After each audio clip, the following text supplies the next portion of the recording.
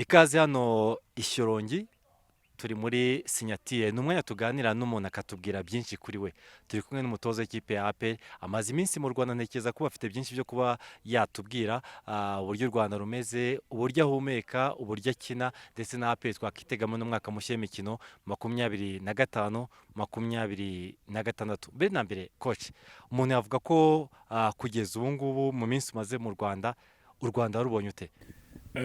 Mbere na mbere ikaze muri APR FC. Uyu ni umuryango wanjye.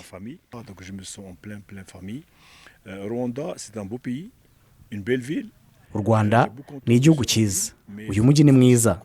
Numvaga byinshi kuri uyu mujyi ubwo nazaga hano kuvugana na General James Deo ndetse na General Mubarak.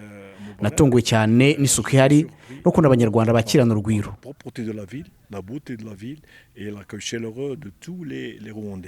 Parce que c'est notre esprit. Kuva ku munsi wa mbere urwo rukundo rwamuje n'u Rwanda n'ikipe ndetse n'abafana ba APR FC. Mu by'ukuri ndifuza guha ibyishimo abafana ba APR FC n'abayobozi. J'espère donner le maximum pour satisfaire mes responsables et le public de l'APR. Umunyarwanda umukunzi wa APR akifuza kumenya ngo coach wa APR ninde, yaciye he kugeza ubu ngubu? Mon profil il est connu, très connu au Maroc, même au Moyen-Orient. J'ai travaillé beaucoup. Urugendo rwanjye rurazwi cyane muri Maroc no mu burasirazuba bwo hagati. Nize mu Bufaransa, nabonye impamyabumenyi nyinshi. Iya mbere niyo kwigisha imirimo ngororamubiri muri kaminuza.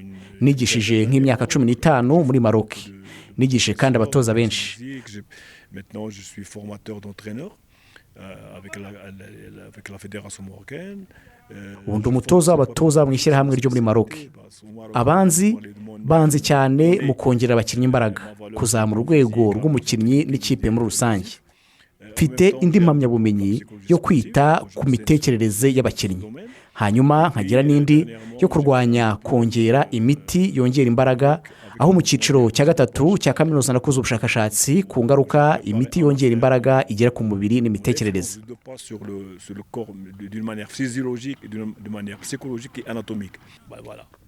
Amazina akomeye, umuntu umvisha umuntu atoje amakipe akomeye muri Maroc ahita yibaza ngo kuki wahisemo kuza mu ikipe ya APR? Vous savez, j'étais sous contrat avec Nari mfite amasezerano n'amakipe menshi n'imishinga myinshi. Nahamagawe n'abayobozi ba APR FC, General James, General Mubarak ndetse na General Deo. Ntabwo nari kwanga ubusabe bw'abo bantu. Refuser un appel de ces gens-là dans le monde. Bon, je suis venu. Naraje reka mvugisha ukuri nk'uko abantu ba hano bose banzi. Kuva bampamagaye bwa mbere niyumvise ko ndi mu biganza byiza, kuko ni abantu bazi umupira w'amaguru bafitiye umushinga urubyiruko rw'u Rwanda. Nasuye iki kibuga aho abakinnyi baba bari hano ruguru, twavuze imishinga. Quand j'ai visité ici le terrain, j'ai visité le centre où les joueurs logent, on a parlé des projets. Je connais la PR parce que je joue le 100+. Nzi APR FC kuko bakina Champions League. Nubwo bataragera mu matsinda, intego irumvikana abatoza bose ba APR FC ihitamo baba bagomba kumenya ko iyi kipe iba igomba gutsinda. Nanjye ndashaka gutsinda. Maintenant, je sais que moi je cherche à gagner bien sûr, mais je cherche aussi le moyen. Ni kubanza gushaka uburyo bwo gutsindamo. Ndabizi ko abakinnyi, abayobozi, abakunzi ba APR FC n'abanyarwanda bakunda ibirori. Ubu ndi gutegura umushinga w'igihe kirekire, w'igihe kiringaniye n'iby'igihe gito, dushaka intsinzi no gutegura umukino mwiza ku buryo biba bisa na ruhago mpuzamahanga. Turebe uko twategura ikipe yatana ku rwego mpuzamahanga. Et comment préparer une équipe lors des grandes manifestations aussi. Et aussi, j'ai attaqué le côté mental pour donner confiance à ces jeunes que le football, c'est pas les noms, c'est pas l'historique. Rero gukora ku mitekerereze n'imyumvire y'abakinnyi, nereka abakinnyi ko ruhago atari amazina, ntabwo ari amateka, ni ikibuga.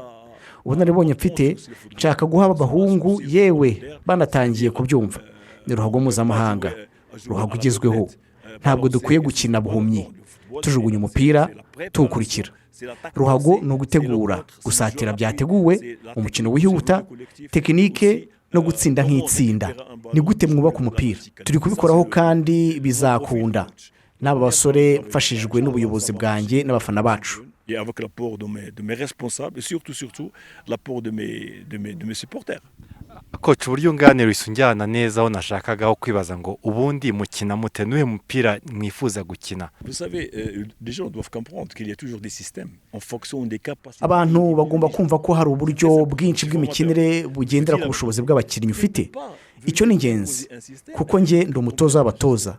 Ntabwo wazana uburyo bw'imikinire ufite abakinnyi batabyumva, badafite ubushobozi bwa tekinike no mu mutwe. Ndi gushaka kandi narabonye n'uburyo bugendanye n'ubushobozi bwabo. Ubundi rega ikibazo ni uburyo mukina. Ubwo buryo ukina ute 4-4-2 cyangwa se 4-3-3? Urakina ute igihe mwigiye imbere, mwagabanya ikibuga cyangwa se mwasubiye inyuma? Ibyo byose ni umutoza. Déjà, j'ai armé mes joueurs d'une très bonne préparation physique pendant 40 jours. J'ai opté pour 2 séances par jour, matin et soir. Eh ben, ils ont souffert, tout le monde leur. Mais njyewe namaze gutegura abakinnyi banjye mu buryo bw'imbaraga. Twakoze imyitozo 2 ku munsi mu gitondo nimugoroba, babanje kubabaraho. Ariko ni byiza kuri bo kuko ntiwatwara imodoka nziza nta lisansi, kuko turabanyamahirwe kuba turi i Kigali ku butumburuke bwa metero 2000. Ubundi amakipe akomeye nibyo abashaka. Iyo ukorera ku butumburuke buri hejuru, insoro zitukura zirakora cyane kuko niho oxygene ibiri. Iyo ugiye gukinira aharambuye biragufasha. Twarakoze cyane, twarababaye, ariko niko biba bigomba kugenda. Les 30 minutes d'un match. Donc nous on a travaillé, on a souffert, c'est vrai, les autres souffert, mais c'est comme ça. Et en plus, nous, on travaille de manière scientifique et académique. On a même testé les joueurs, ils sont au top niveau physique maintenant. En même temps, twakoze tugendeye kuri siyansi. Twasuzumye abakinnyi, nabijyanije byombi no kuzamura urwego rwa buri mukinnyi n'urw'itsinda ryose. Intego yanjye nuko igihe umusifuzi arangije umukino, buri wese agomba kwishimira umusanzu yatanze mu mukino. De l'arbitre, tout le monde doit être généreux dans l'effort, tout le monde doit travailler pour le club et pas de place pour ceux qui trichent. Ça c'est très important. Ikindi gusatira niki? Mbere na mbere hari ikipe iri imbere yawe ishaka gukina, ugomba kwibuza gukina. Icya kabiri ni ubwugarizi.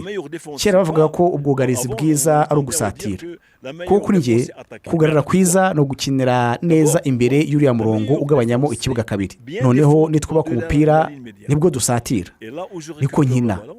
Icya mbere ni ukwaka umupira abo duhanganye, noneho tugahita dusatira mu buryo bwacu bw'imikinire dukora mu myitozo. Sinshaka kumena amabanga yanjye yose.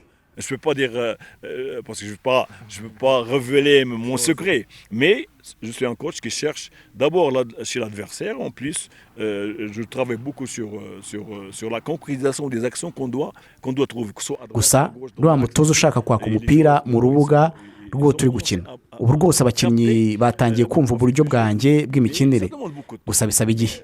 Ubu ndanyuzwe. Iyo wugariye nabi ukora ikosa ryavamo igitego. C'est pas de venir derrière défendre un but. Quand on défend mal, on peut créer toujours une faute que va profiter l'adversaire. Donc pour nous, c'est l'attaque. Et donc grâce à la 6 vidéo, twifashije video dukora inama nk'ikipe, tukicarana tukaganira, mbwira abakinnyi ko bagomba kuvuga uko babyumva, ko nifuza kubana nabo nk'umubyeyi n'umwana. Batabaye abana banjye ntabwo naba ndi umutoza mwiza. Ntabwo ukoze ikosa mba ngomba kumuca umutwe. Ndi hano kubigisha, mbaba hafi mu buryo bwo kubigisha, twubahana mu myitozo, ndahagarika nkabasobanurira, kandi bari kuzamura urwego kuko ni ingenzi.